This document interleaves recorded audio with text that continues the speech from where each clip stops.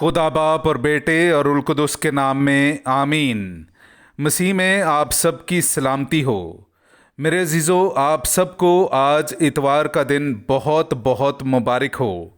खुदा हम में से हर एक को अपनी बारगाह में हाजिर होने की तौफीक अता करे, और जो किसी वजह से आज खुदा की पाक हैकल में हाजिर नहीं हो सके या जो खुदा के कलाम पर मज़ीद गौर करना चाहते हैं, उनके लिए आज की तलावतें हाजिर खिदमत हैं। खुदावंद हम सब को बरकत दे, आमीन। खुदावंद रब्बुल अफ़वाज का पाकिस्तान इसराइल का घराना है। हमारे लिए आज की पहली तलावत इशाया नबी का सहीफ़ा, उसका 5वां बाब, पहली आयत से लेकर 7वीं आयत तक। मैं अपने रफ़ीक का गीत गाऊंगा, यानी उस मोहब्बत का गीत जो वो अपने पाकिस्तान से रखता है। पहाड़ी पर ज़रखेज़ जगह में मेरे रफ़ीक का एक पाकिस्तान था, और उसने उसे खोदा और उसके पत्थर निकाले और उसमें उम्दा ताकें लगाईं, और उसके दरमियान एक बुर्ज बनाया और उसमें कोलू गाड़े और इंतज़ार किया कि वो अंगूर का फल दे, तो उसमें बदबूदार चीज़ें लगीं। अब ए बाशिंदगाने यरूशलेम और मर्दाने यहूदा, मेरे और मेरे अंगूर के दरमियान तुम ही इंसाफ करो। कौन सी बात है जो मुझे अपने पाकिस्तान के लिए करनी चाहिए थी और मैंने नहीं की? तो फिर जब मैंने अंगूर के फल का इंतज़ार किया तो उसमें बदबूदार चीज़ें क्यों पैदा हुईं? अब मैं तुम्हें बताता हूँ कि मैं अपने पाकिस्तान से क्या करूँगा। मैं उसकी बाड़ दूर करूँगा और वो चरागाह होगा, और मैं उसकी दीवार गिरा दूँगा तो वो पामाल किया जाएगा। मैं उसे वीरान करूँगा, वो ना छांटा जाएगा और ना खोदा जाएगा। सो उसमें खारदार झाड़ी और कांटे निकलेंगे, और मैं बादलों को हुक्म दूंगा कि उस पर मींह ना बरसाएं। पस रब्बुल अफ़वाज का पाकिस्तान इसराइल का घराना है, और मर्दाने यहूदा उसके पसंदीदा पौधे हैं।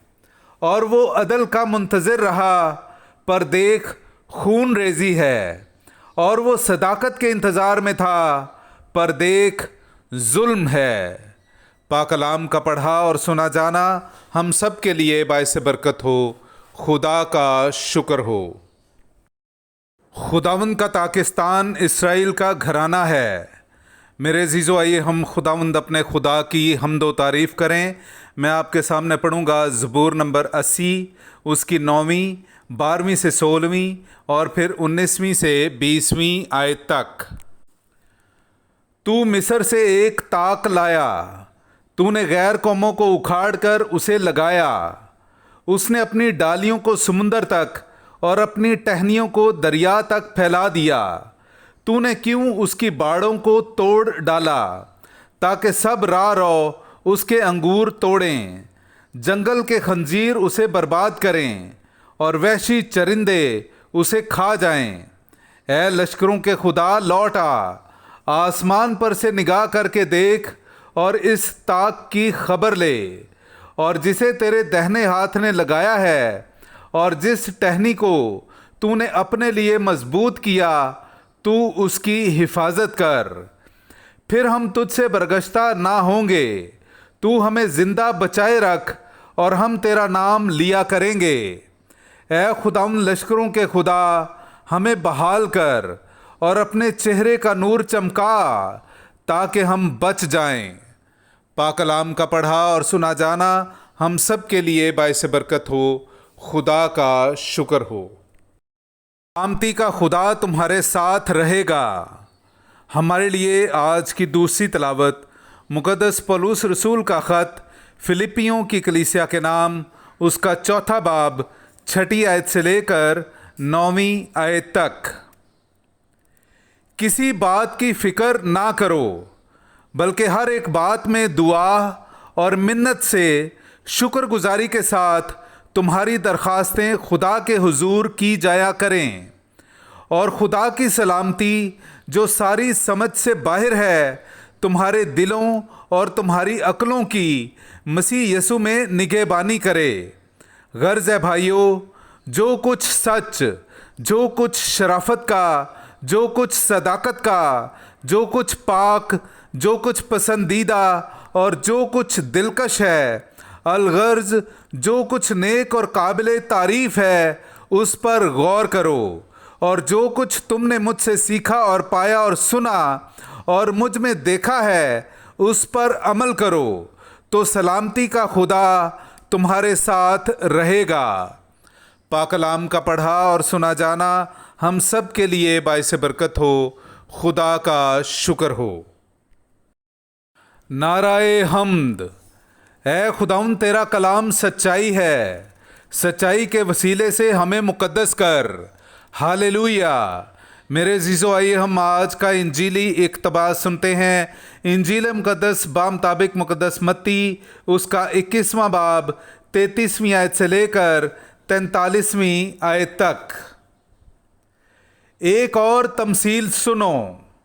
ایک مالک مکان تھا جس نے طاقستان لگایا اور اس کے چوگرد احاطہ گھیرا اور اس میں کولو گاڑا اور برج بنایا، اور اسے اجارہ داروں کو اجارہ پر دے کر کسی اور ملک کو چلا گیا۔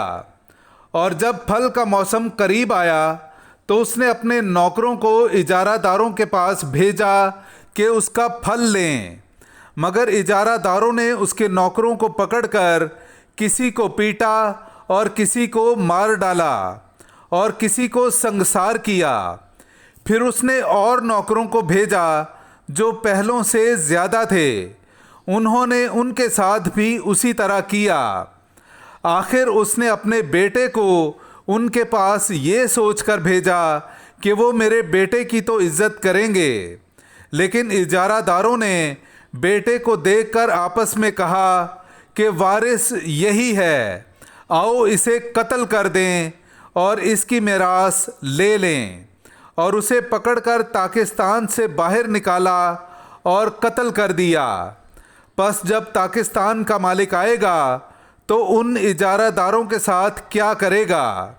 انہوں نے اس سے کہا، وہ ان بروں کو بری طرح سے ہلاک کر دے گا اور طاقستان کا اجارہ اور اجارہ داروں کو دے دے گا جو اسے موسم پر پھل ادا کریں۔